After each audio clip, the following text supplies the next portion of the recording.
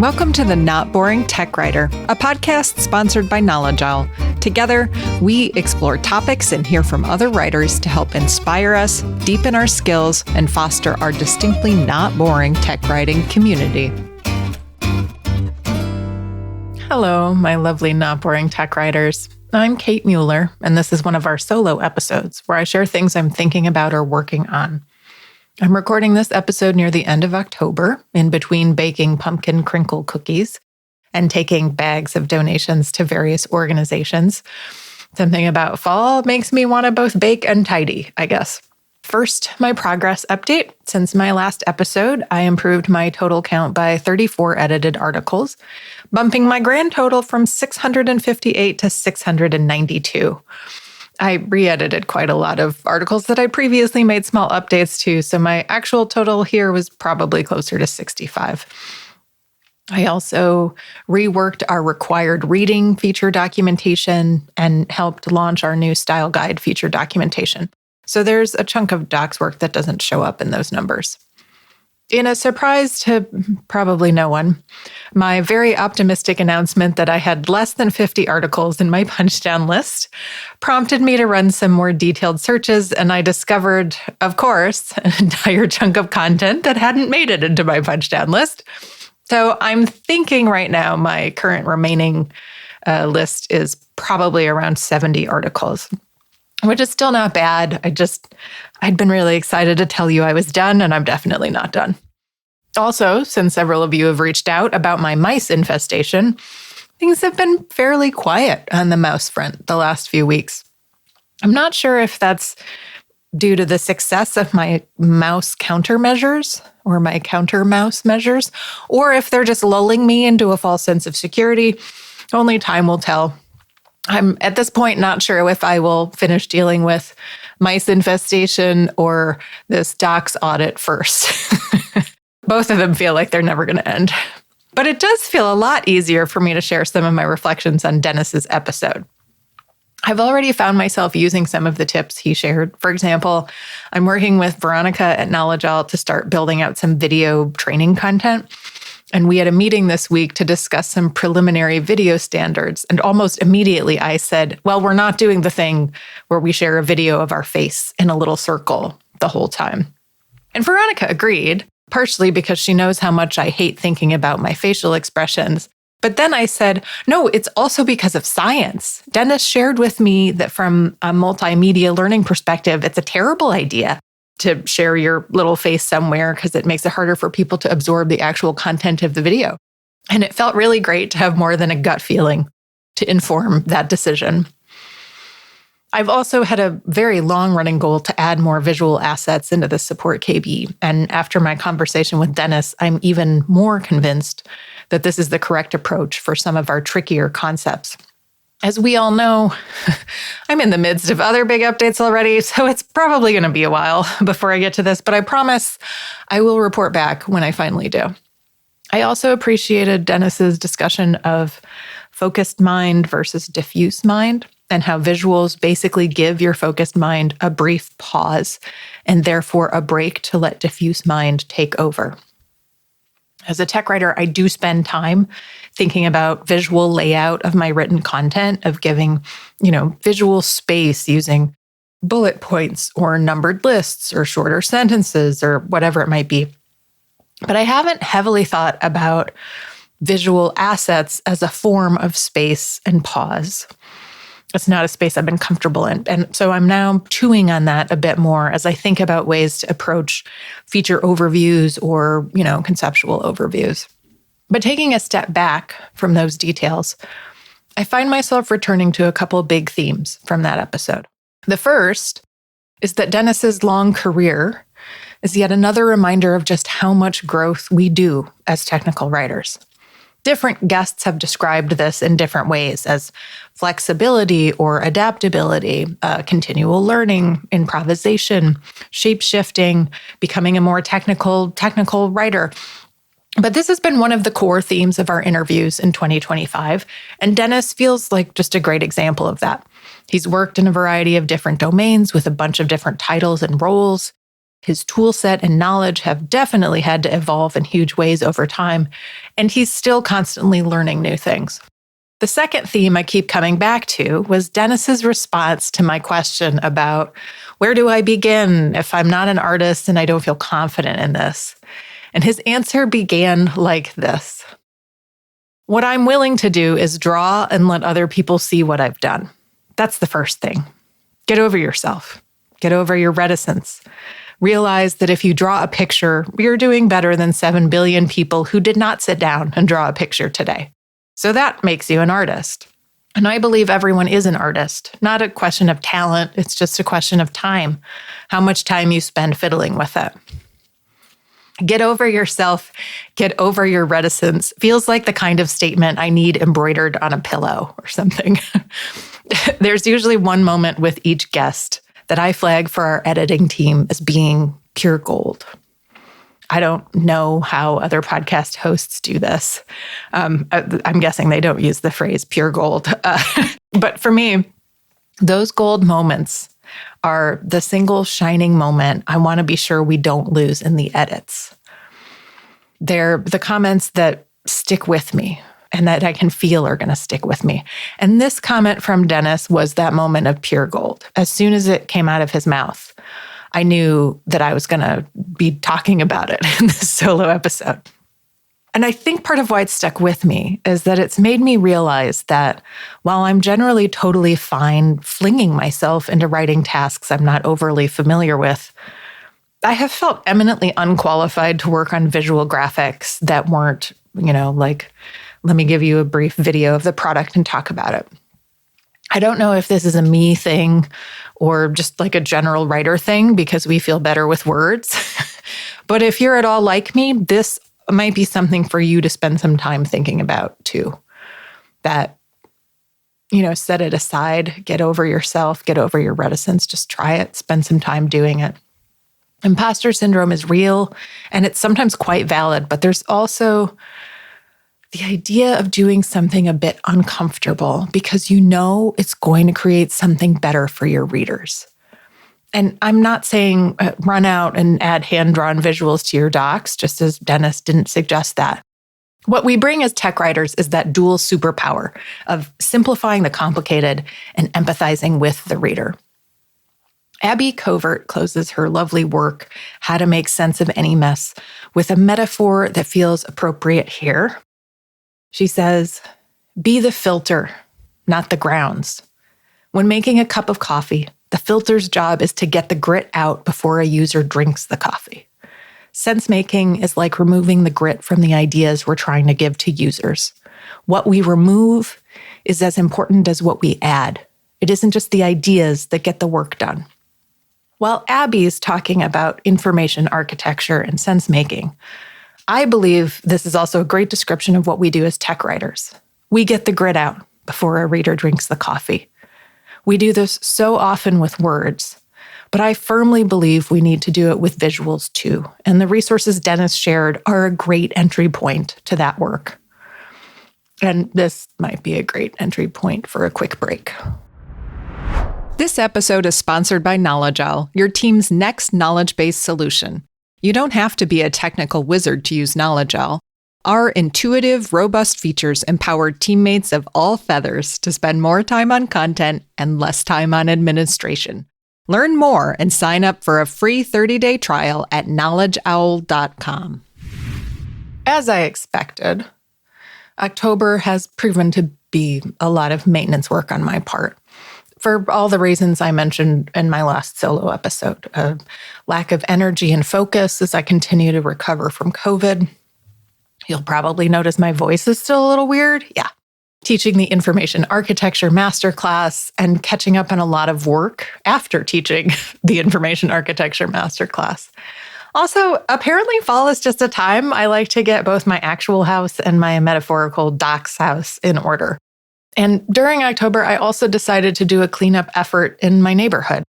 So one day a week, I've been putting on my hiking shoes and a very brightly, obnoxiously colored hat or t-shirt, grabbing a pair of latex gloves and a trash bag, and I go out and walk the main road near my house and pick up trash from the ditches. I live on an island, and that road is the main road that connects us to the mainland. So this road has a fair amount of traffic. Probably in a surprise to no one, I really underestimated how long this would take. I thought I'd be able to do like a mile at a time or something. And right now I'm filling up a trash bag in about half a mile total. So I go a quarter mile out and then a quarter mile back. And that's a full trash bag. I just did not at all realize how much trash was actually out there. Apparently, there is someone who drives this road regularly who likes to throw pretty much anything out the window. So fast food wrappers, beer cans, alcohol nips, to-go coffee cups, articles of clothing. I've found all kinds of interesting things. Also, since I live in Maine, sometimes there's dead things. I don't pick the dead things up, just to be clear, but I do have to deal with getting around them. And as I've done it more and more, I've now gotten a little more elaborate. So now I carry 2 bags so I can separate trash from recyclables as I go. And then when I get home, I go through the recyclables to figure out what has deposit and can be returned. It's definitely a process that's gotten more evolved and involved than I thought it would. Why am I doing this? A half mile of substantive cleanup once a week on a road that, realistically, not a lot of people travel in the grand scheme of things, feels like a tiny drop in the bucket. I'm not even sure if any of the neighbors who drive the road notice. Nobody's honked or waved. I'm not even sure they can tell what I'm doing. I think maybe I'm just the weirdo in the ditch. I don't know. But every time I drive on this road now and I hit the stretch that I've picked up, I smile. And as I get more segments done, maintaining them has become easier and easier.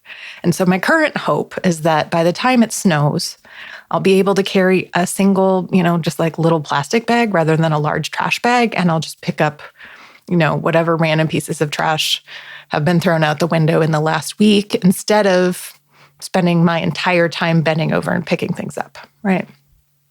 It's a small act of care. Really. I suspect that's why I'm doing it. I care about the place I live. And my suspicion is that I enjoy docks maintenance work for the same reason. I care about the place I live. I also care about the docks place that I create and maintain. And one of the ways that I express that care is by doing a lot of these small things. Do my readers notice? I'm guessing mostly not.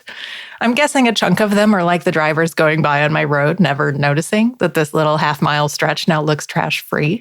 But there are others who probably are aware, who notice the difference, even if it's just that they can feel the difference between the stretches I've tidied up and the other stretches. But I suspect all of us on some level or another can sense care, even if we aren't consciously aware of it. Right after I started this little weekly cleanup walk, my friend Ari Weinzweig, who's a co-founder at Zingerman's, shared his weekly e-newsletter. The subject that week seemed really appropriate. It was small actions matter in much bigger ways than we might imagine. Pint-sized ideas, the struggle of self-doubt, and learning to take action anyway. I will link to this in the show notes. And in the essay, Ari shares a personal mantra he's been using lately, which is, it's a small thing, but it's something. He then goes on to say, whether we're talking about organizational improvement, self-development, or resistance to autocracy, the truth of the matter is that big things almost always start small. Grand strategies sound great, but the reality of real-life change is that it's mostly a series of small things. Each on its own can easily be ignored. If the initiator descends into self-doubt, the actions might never happen. This essay is an encouragement to act anyway, to look self-doubt in the eye, take a deep breath, and take positive action. In documentation work, the big grand strategies are often the things we're most excited about, but the actual implementation of those strategies tends to be multiple series of small things. And many of those small things aren't glamorous. A lot of them are tedious. But taken as a whole, those small things add up to a much larger change. If we give in to self-doubt or the idea that we don't know enough or aren't good enough as writers to tackle them, none of that change is possible.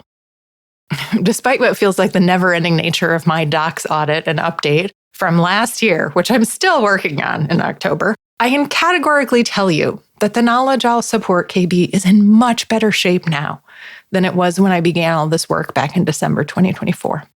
Our feature documentation, especially, is much more consistent and clear. A number of other pages have fallen into line with the style guide as I stumbled across them, making more substantive updates. The curse of me ballooning my own scope for the audit has also meant that the improvements I'm seeing are quite significant, both in the micro and the macro. Ari's observations align with Dennis's point about getting over yourself. If you let self-doubt win, you're never going to do the small things that add up to something big. Adding a single visual asset to a page probably doesn't seem like a big lift, but it's much like tidying up the trash on my road. It's a signal to your reader that this page is cared for and maintained, that good humans live here and take the time to do good work, that you actually want them to have a pleasant experience, that you care. In my experience, that sense of shared humanity also prompts readers to extend me a little grace when my documentation isn't perfect, or in many cases, to provide actual feedback when they find something wrong, instead of just being quietly disgruntled about it or judging me. Although since much of my audience are tech writers, I'm sure they are also judging me. But talking about this reminds me of something else I read recently. I'm sorry, today is just the day of let me reference all these other things, but there's just a lot of stuff that's like coagulating in my brain. I recently joined an email list from a man named Harrison Gardner. He is an eco-builder. He's the author of a book called Build Your Own, Use What You Have to Create What You Need. And he's the co-founder of a West Ireland nonprofit called Common Knowledge, which focuses on helping people develop the skills and confidence to live more sustainably, offering classes in everything from home building to mending clothes, making furniture, and do-it-yourself projects. The most recent issue I received from him included this thought: repair something this week. Big or small, something broken, worn, or long ignored. The handle that's loose, the jumper with a hole in the sleeve, the drawer that sticks, the chair that wobbles, the bike light you've been meaning to replace. Don't repair it to make it perfect. Repair it to make it yours, to add another chapter to the story. Even the tiniest act of repair can shift how you move through the world. It says, I care about this. I'm not done with it yet. Whether we think of it as Ari's small thing or Harrison's act of repair, whether it's picking up trash or doing some docs maintenance, these small things do make a difference. Give your docs some care this month and recognize that care might not be a big something, but 100 small things. It might be repairing something that feels broken. It might be tidying something that feels messy. Whatever it is, do the small thing. That's what I have the energy to tackle right now, so it's what I'm doing.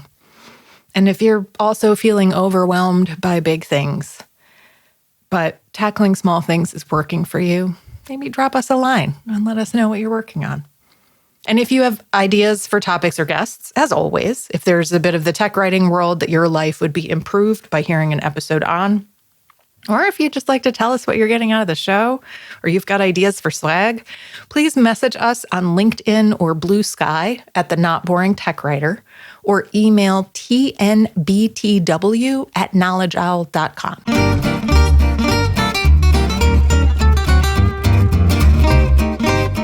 The Not Boring Tech Writer is co-produced by our podcast head of operations, Chad Timblin, and me. Post-production is handled by the lovely humans at Astronomic Audio, with editing by Dylan, transcription by Maddie, and general post-production support by Bean and Alex. Our theme song is by Brightside Studio. Our artwork is by Bill Netherlands. You can order the Not Boring Tech Writer t-shirts, stickers, mugs, and other merch from the merch tab on thenotboringtechwriter.com. You can check out Knowledge Owl's products at knowledgeowl.com. And if you want to work with me on docs, knowledge management coaching, or revamping an existing knowledge base, go to knowledgewithsass.com. That's knowledgewithsass.com. Until next time, I'm Kate Mueller, and you are the Not Boring Tech Writer.